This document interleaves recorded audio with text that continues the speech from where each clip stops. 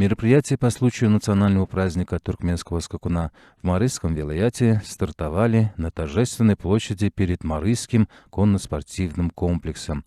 В выступлениях деятелей культуры и искусства с энтузиазмом воспевались успешные начинания Аркадаглы, героя Сердара, в развитии коневодства, непревзойденные туркменские скакуны, славная отчизна и год независимый нейтральный Туркменистан, родина целеустремленных крылатых скакунов. Радостными моментами было наполнено торжество, проведенное на площади конно-спортивного комплекса Марысского вилаята по случаю национального праздника туркменского скакуна. В выступлениях, прозвучавших в ходе торжества, посвященного всемирно известным ахалтекинцам, деятели культуры выразили искреннюю признательность национальному лидеру туркменского народа, герою Аркадагу, уважаемому президенту, свою гордость за эру возрождения новой эпохи могущественного государства.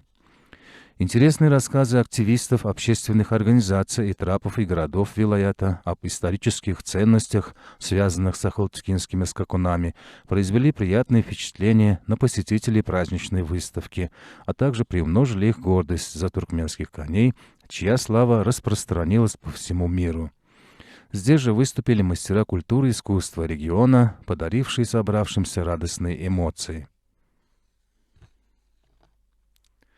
В честь национального праздника туркменского скакуна в Марысском конно-спортивном комплексе состоялись скачки с участием наездников и быстроногих ахалтекинцев, признанных национальной гордостью туркменистанцев.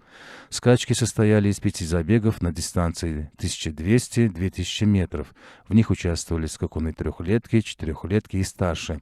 Победители скачек, скакуны и наездники в торжественной обстановке были награждены призами и ценными подарками.